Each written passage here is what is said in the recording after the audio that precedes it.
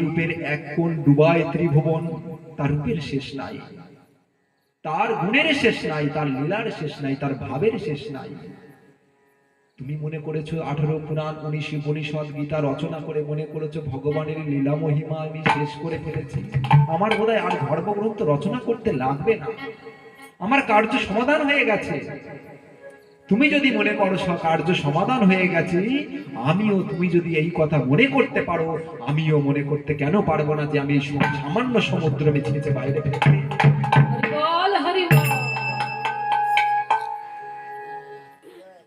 ব্যাসদেবের চৈতন্য হলো, কে কে তুমি, কে তুমি, আমার স্বরূপে দর্শন দাও। সঙ্গে সঙ্গে স্বরূপে দর্শন দিলেন মহর্ষি নারদ।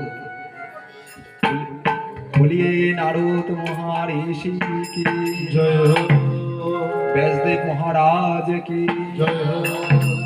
তাহলে আজ মহর্ষি নারদ তখন যখন প্রকট হলেন, ব্যাসদেব বললেন, হে গুরুদেব, আপনি আপনি এভাবে, হ্যাঁ আপনি এখানে? বলে, হ্যাঁ, তোমাকে চৈতন্য দান করবার জন্য আমি এসেছি। শোনো ব্যাসদেব, তুমি তুমি মনে শান্তি পাচ্ছ না আমি জানি, তাই তোমার কাছে এসেছি। হ্যাঁ গুরুদেব, কৃপা করে বলো আমি কি করলে অন্তরে শান্তি পাবো, জগৎকে শান্তি দিতে পারবো। শোনো, তুমি সবকিছু রচনা করেছো, সবকিছু সৃষ্টি করেছো, কিন্তু এখনো পর্যন্ত ভগবানের লীলা গুণ মহিমা কীর্তন করোনি। রাধে রাধে। সেই অনন্ত কোটি ব্রহ্মাণ্ডের মালিক যিনি, সেই ভগবান শ্রীকৃষ্ণ চন্দ্রের অনন্ত লীলা মহিমা গুণ মহিমা কীর্তন করো হে ব্যাসদেব। তুমি ভগবানের লীলা গুণ মহিমা কীর্তন করো। হে প্রভু, আমি কিভাবে করব গুরুদেব বলে দাও। তখন 4টি তত্ত্বমসি বাক্য নারদ পেয়েছিলেন, ভগবান দিয়েছিলেন ব্রহ্মাকে, ব্রহ্মা পেয়েছিলেন নারদ, ব্রহ্মা দিয়েছিলেন নারদকে, আর সেই 4 তত্ত্বমসি বাক্য আজ ব্যাসদেবকে দিলেন তার শিষ্য। সেই 4 তত্ত্বমসি বাক্য নিয়ে ব্যাসদেব গৃহে ফিরে গিয়ে প্রথম রচনা করলেন এক ভগবানের সুন্দর এক স্বরূপ তত্ত্ব। 4 তত্ত্বমসি বাক্য দিয়ে এক স্বরূপ তত্ত্ব রচনা করলেন। বরাহ পীরং নটবরবপু করনায় করনিকারম বিভ্রোদবাস কনক কপীশম ভজয়ন্তি চ মালম রন্ধন বেণুরধর সুদায় পুরায়ণ গোপ বৃন্দায় বৃন্দারণ্য সপদ রামন প্রবেশ কীর্তি। বরাহ পীরং নটবরবপু, সেই বরাহ ধারণকারী অনাদির আদি গোবিন্দ, যিনি কিনা নটবর বেশে আজ ভগবান কৃষ্ণচন্দ্র রূপে এসেছেন। তিনি কর্ণে কুণ্ডল শোভিত হয়ে, গলায় বজন্তী মালা দিয়ে, হাতে মোহন বংশী দ্বারা তিনি ভগবান সুন্দর বঙ্কিম ভঙ্গে তিনি মধুর বদনে মধুর মুরলী বাদন করে থাকেন।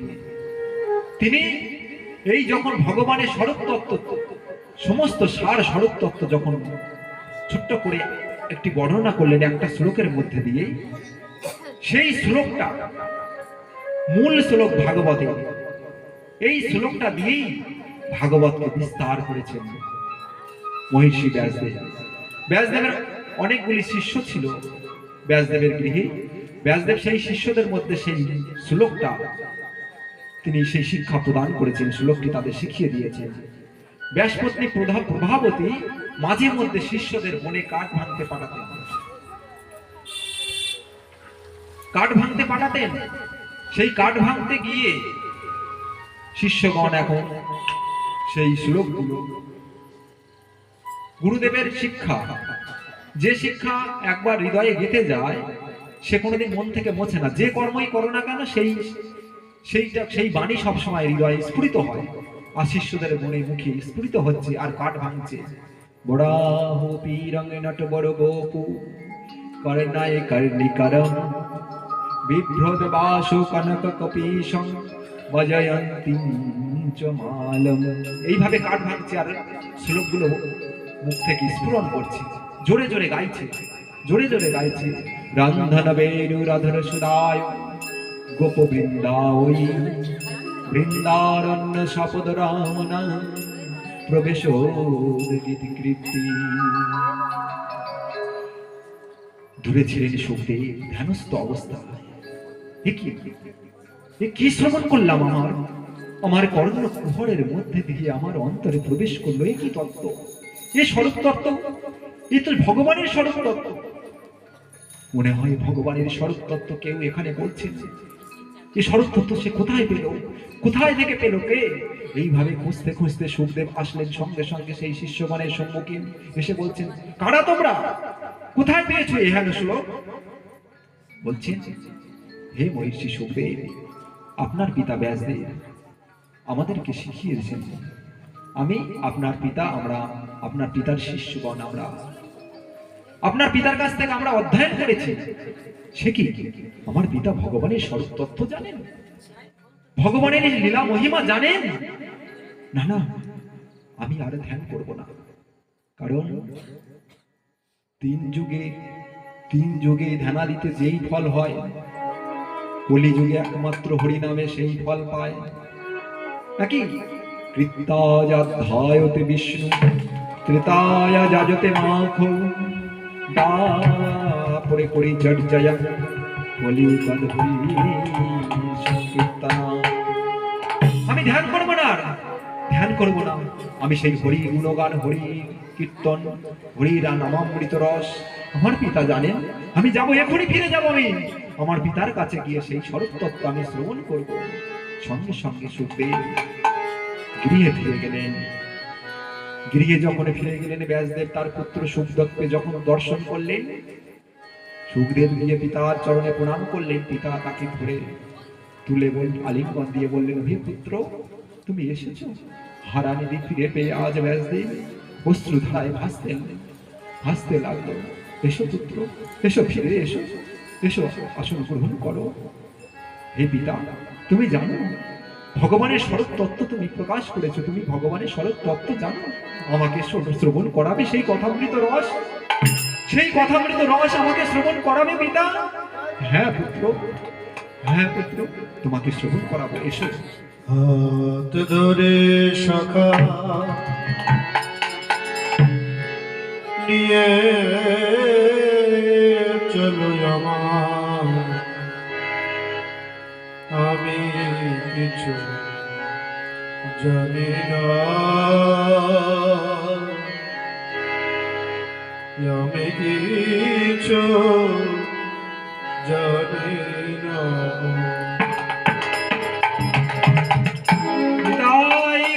হরিবল হরিবল হরিবল। ধরে সখা হাতে তালি দিয়ে সবাই নাম করুন। নিয়ে চলো আমার, আমি কিছু জানি না, আমি কিছু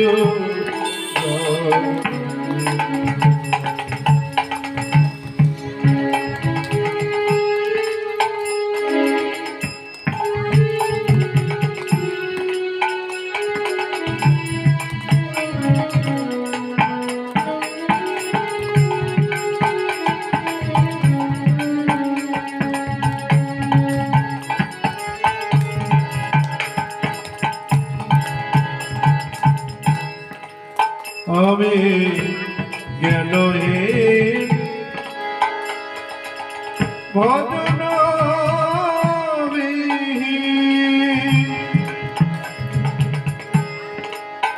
সখা গো,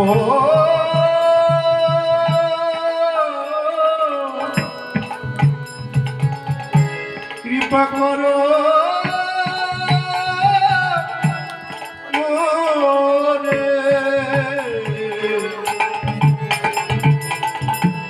জ্ঞানহীন ভজনবিহীন। হে পিতা, আমার জ্ঞান নাই, ভক্তি নাই, ভক্তি তত্ত্ব আমাকে প্রকাশ করো একবার। তোমার স্বরে পিতা গো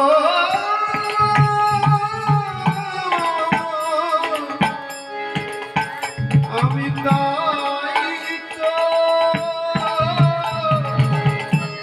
তোমার স্বরে চলিতে রাজি। হাতে ধরে সকাল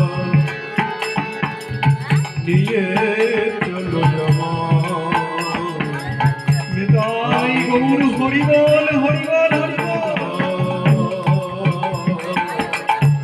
আমি কিছু আমার হাতে ধরে সকাল নিয়ে চলো আমার আমি কিছু জানি না আমি কিছু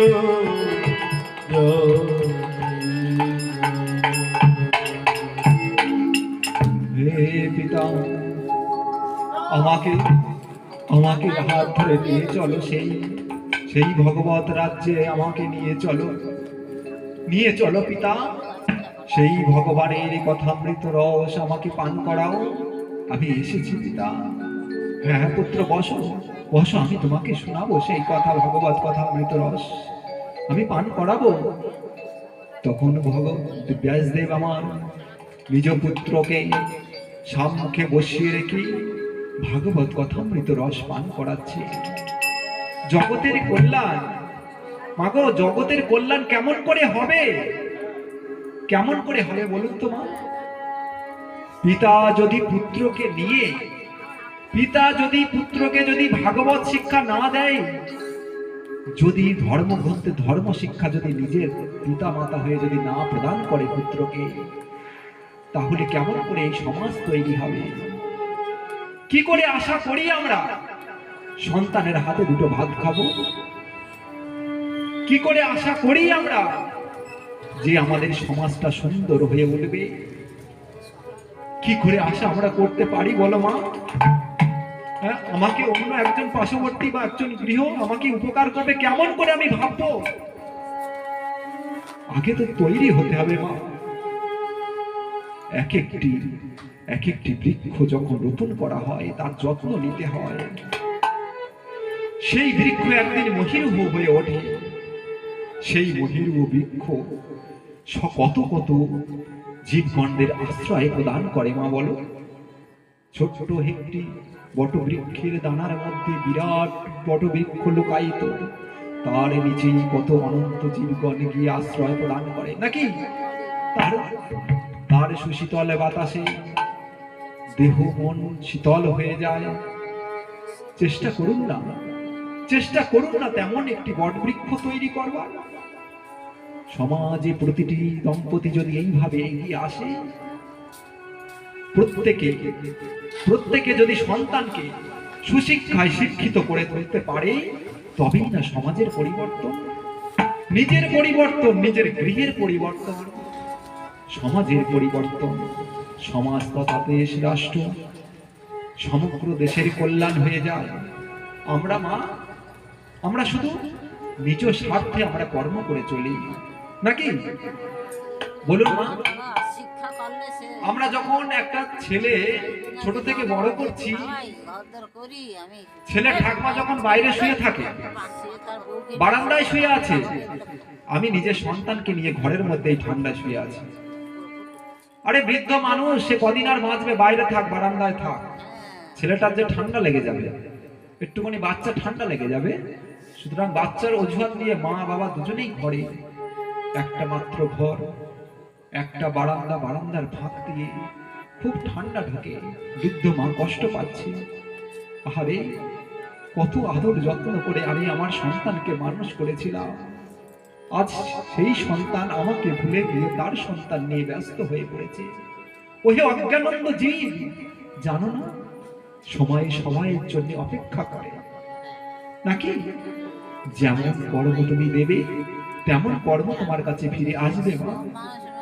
যেমন করে রাখবে, তুমি যদি একটা আম্র বৃক্ষ রোপণ করো, তাতে থেকে কোনোদিন আমরা অন্য কোনো ফল আশা করতে পারি না নাকি?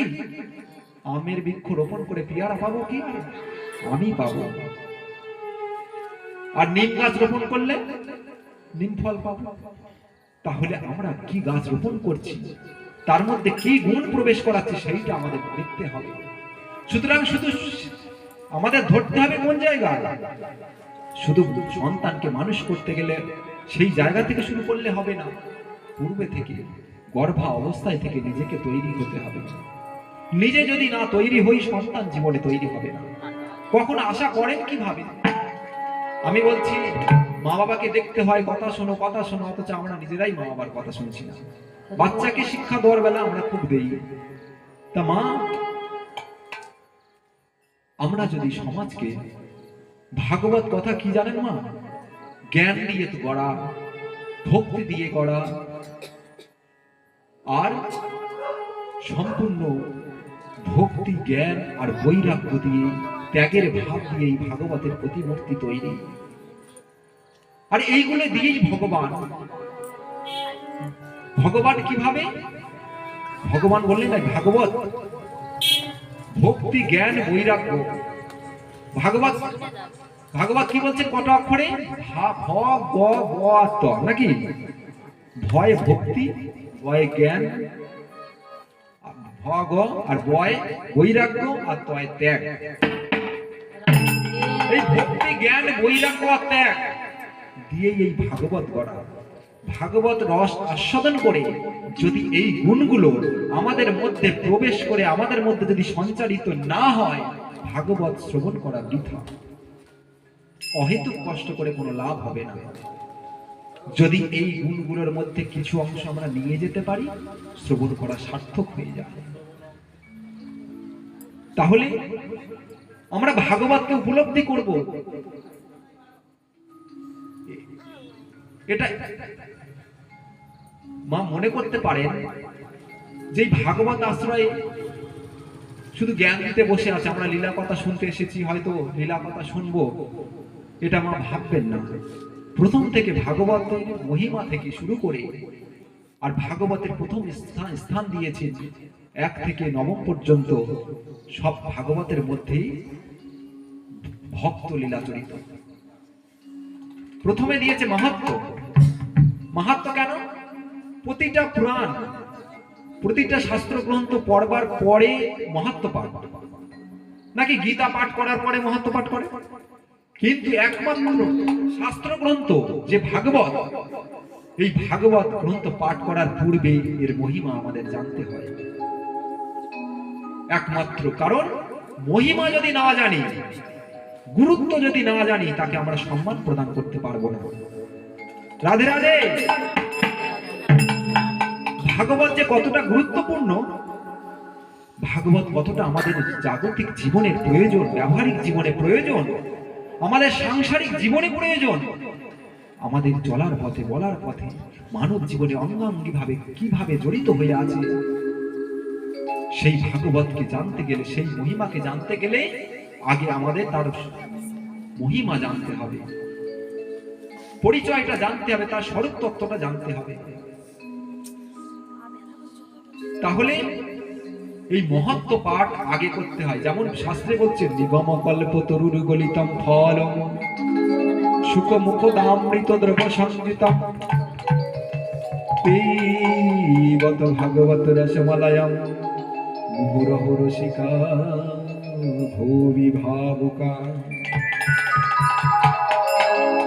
নিগম কল্প তরুর গলিতম ফলম। আচ্ছা মায়েরা, আপনারা শুনেছেন এমন একটি গাছ যা চাওয়া মাত্র ফল প্রদান করে? আছে তো আমাদের কল্পবৃক্ষ, শুনেছেন নিশ্চয়ই, অনেক জায়গায় কল্পবৃক্ষ গাছ আছে। সেখানে গিয়ে আপনারা নিশ্চয়ই গিয়ে দড়ি বাঁধেন, কি মনস্কামনা করে দড়ি বাঁধেন নাকি? পুরীতে গেলে দেখতে পাবেন, অনেক জায়গায় গেলে দেখতে পাবেন, বৃন্দাবনে আছে কল্পবৃক্ষ। কেন আমরা সেখানে কল্পবৃক্ষ মানে যা আমরা কল্পনা করি, যা আমরা আশা করি, সেইগুলো পূরণ করে থাকেন সেই কল্পবৃক্ষ। কিন্তু একটা কথা আমার মনে রাখবেন, সেই বৃক্ষে গিয়ে আমি তো বিভিন্ন জায়গায় গিয়ে দেখেছি সেই বৃক্ষটা এত পরিমাণ ঢেলা বেঁধেছে, দড়ি বেঁধে সেই বৃক্ষকে আর দেখা যায় না নাকি? সেই এত পরিমাণ বেঁধে রেখেছে, মানে মনস্কামনা করে সবাই বাঁধছে, আমি একটু বাঁধি, আমার সন্তান নেই, একটু বেঁধে দেয়, মাঝ আমি এর পরের বাসে বাড়ি এসে আমি সন্তান নিয়ে আসতে পারি, আমার বেঁধে দিয়ে গেলাম। ভগবানকে ঘুষ দেওয়া হচ্ছে নাকি? তাহলে ঘুষ দিয়ে যদি সন্তান হয় তাহলে এসে আমি গন্ডি কাটব, আর আর কি 100 গ্রাম বাদশা দেবো নাকি? 100 গ্রাম বলেন না, নিশ্চয় বলেন আমি 5 কিলো বাদশা দুধ দেবো। আবার কোনো কোনো জায়গায় গিয়ে বলে ফেলেন কি, বলবো একটা কথা, পাঁঠা বলি দেবো, এও বলে। অস্বীকার করলে হবে না, ঘুষ পাঁঠা পর্যন্ত চলে যায়। ঘুষ যেতে যেতে পাঁঠা পর্যন্ত চলে যায়। মা তখন ভাবে, আহারে আমার কাছে চাইছে ভক্ত, আমার কাছে আশা করছে, যদি আমি দেই তবে এইটা আমাকে দেবে, আর দেবে কি? আমার সন্তান আমাকেই দেবে। ভাবুন তো দেখি, আমার সামনে যদি এসে বলে, তোমার আমার কোনো বস্তুকে নিয়ে বলে যে তোমার আমি যদি এইটা করে দাও তোমার এইটা দেব, নাকি কার টাকা কাকে দেবেন? মা তখন ভাবছে যে আমার সন্তান সবাই নাকি, ইয়া দেবী সর্বভূতেষু শক্তিরূপেণ সংস্থিতা নমস্তাস্যৈ নমস্তাস্যৈ নমস্তাস্যৈ নমো নমঃ। যা দেবী সর্বভূতের মধ্যে অবস্থান করছে, সেই দেবী মা কার মধ্যে নেই? সমস্ত প্রাণীর মধ্যে অবস্থান করে। তাহলে মানুষ যদি আমার সন্তান হয়, কুকুরটা কি আমার সন্তান নয়? ছাগলটা কি আমার সন্তান নয়? সমস্ত অনুপরমাণু কীট পতঙ্গ সকলে আমার সন্তান। যত্রই জীবম তত্রই শিবম, নাকি? তাহলে তুমি কাকে আমার কাছে উৎসর্গ করছো? কাকে? তুমি একটা নিরীহ পাঁঠা বলি, পাঁঠা কে নেই? ও আচ্ছা আচ্ছা বুঝেছি, ওকে আনলে ও তো কোনো বিরোধ করতে পারবে না। পাঁঠা কি আমাদের বাধা দেয় যে আমাকে নিয়ে যেও না, নিয়ে যেও না, নিয়ে যেও না, জোর করে টান দেয়? আরে দিতেই যদি হয় একটা বাঘ এনে দাও না, যে আমি বাঘ দেবো বলি, আমার এটা পূরণ হয়ে গেলে আমি বাঘ বলি।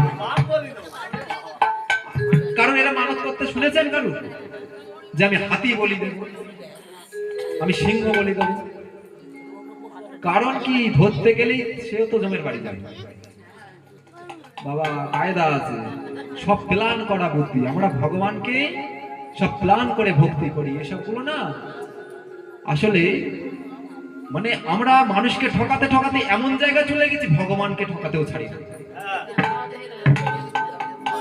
অস্বীকার করবেন? আপনারা হয়তো করেন না, আমাদের ওইদিকে সব করে, আমাদের ওইদিকে বিশাল করে। হ্যাঁ, সে আমি দেখি সত্যি। তা যাই হোক, আপনারা ভালো, আপনারা করেন না। তা এইভাবে আমরা দেবীর উপরে দায় ছেড়ে দিই, কিন্তু আমরা একটাবার ভাবি না মা কি চায়। আরে তুই পাঁঠা দেবে কেন? দে না, তুই তোর নিজেকে বলি দে না, তোর নিজেকে একবার বলি দে না, তোকে দিতে হবে না, তোর একটা আঙুল কেটে দে দিনে দেখি, তাতেই আমি সন্তুষ্ট। তুই যা চাবে আমি তাই দেবো। তোর ছেলে চাস, ছেলে দেবো, একটা আঙুল কেটে দেবো। তোর অর্থ সম্পদ, চাকরি চাস, মেয়ের বিয়ে চাস, তাও দেবো, 2টো আঙুল কেটে দে। চাকরি আর মেয়ের বিয়ে একসঙ্গে নেবে? চাকরি নেবেন আপনারা? নেবেন? ওর মেলা হবে না। কারণ যখনই নিজের দিকে আসবে ঢিলটা, তখনই সরে যাবে, আর হবে না। তাই আমরা সবসময় নিজের স্বার্থটাকে বোঝার চেষ্টা করি, আর সেটা বুঝতে বুঝতে এমন জায়গায় চলে গেছে, ধর্মের জায়গায় পৌঁছে গেছে, দেব দেবীর কাছে, ভগবানের কাছে আমরা সেই জায়গায় পৌঁছে দিয়েছি। মা, এটা ধর্ম নয়, এটা ধর্ম নয়। একটা কথা শুনবেন, জানবেন, ভগবান কোনোদিন ঘুষ চায় না। ভগবানের কাছে যদি কিছু নিতেই হয়, দেবদেবীর কাছে যদি নিতেই হয়, একটু চোখের জলে একটু ভক্তি দেবেন, তাতেই তারা সন্তুষ্ট। চোখের কাজল চরা গায়ে মাখিয়ে দিল রাধে রাধে, নিতাই গৌর হরি বল হরি বল। চোখের কাজল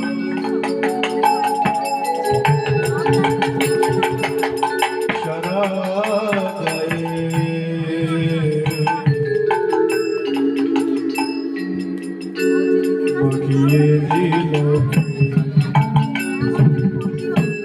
মাখিয়ে দিল কে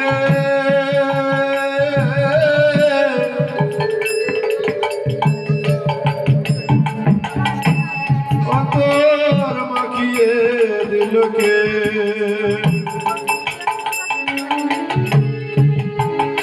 মাখিয়ে দিল কে অতর মাখিয়ে দিল কে চোখের গজল সারা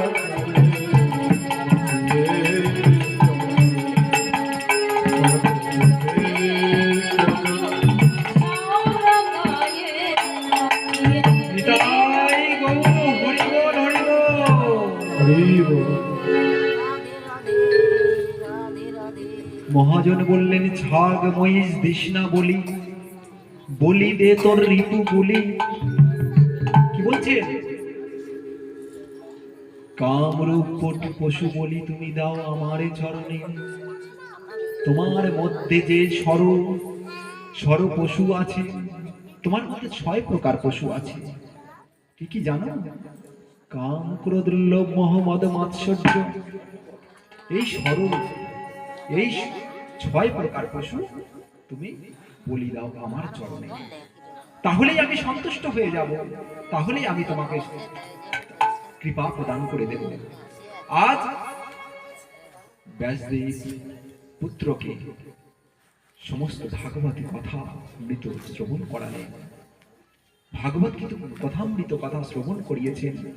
সুখদেব পিতার কাছ থেকে ভাগবত কথা শ্রবণ করে সপ্তম দিন ব্যাপী ভাগবত কথা শ্রবণ করেছেন। করে তিনি পিতার কাছ থেকে বিদায় নিয়ে চলে গেলেন। আজ ব্যাসদেব চিন্তা করছেন যে আমার মনোবাসনা বোধহয় এইবার পূর্ণ হবে, এইবারে বোধহয়, কারণ এত কিছু লীলা তিনি রচনা করেছেন, কিন্তু যে তৃপ্তি, সেই তৃপ্তি তিনি খুঁজে পাননি। ভগবান কৃষ্ণের লীলা গৌণ চরিত্র যখন শ্রবণ আমরা করবো না মা, 10ম স্কন্ধ দিয়ে আপনারা শ্রবণ করতে পারবেন। সেই 10ম স্কন্ধ থেকে ভগবানের লীলা আমরা যখন শ্রবণ করবো, বুঝবেন এক একটি লীলা কি মধুর লীলা তার। তাই সেই ভাগবতে, আজ ভাগবতে কটা, প্রথম 9ম স্কন্ধ পর্যন্ত ভক্ত লীলা দিয়েছেন, ভক্ত লীলা দিয়েছেন। সেই ভক্ত লীলার পূর্বে মহত্ব কথা দিয়েছে। সেই মহত্ব কথা বলতে গিয়ে আজ এতটা কথা। নিগম, কি বলছিলাম, কোন শ্লোকে ছিলাম? নিগম কল্প তরুর গলিতম ফল। আমরা সেই কল্প বৃক্ষে ছিলাম, শ্লোকটার ব্যাখ্যায় যেতে গিয়ে এতটা কথা। তাহলে নিগম কল্প তরুর গলিতম ফলম, আমরা কল্প বৃক্ষ দেখেছি, বাইরের তো কল্প বৃক্ষ দেখেছি, আমরা বেঁধে আসি, কিন্তু পূরণ হয় কতটা তা জানা নাই। কি? কিন্তু একটা কল্প বৃক্ষ আছে, ভগবান বলছেন, যেই ভাগবত রূপ কল্প বৃক্ষ, যে ভক্ত একবার নিষ্কাম ভাবে এই ভাগবতকে আশ্রয় করে, ভগবান তার চিরতরে তার করে নেয়। সেই ভাগবত রূপ কল্প বৃক্ষের কাছে যে যা চায় তাই পায়, কারণ নিগম কল্প তরুর গলিতম ফল, এ এমন একটা ফল। কেমন ফল? নিগম কল্প তরুর গলিতম ফল।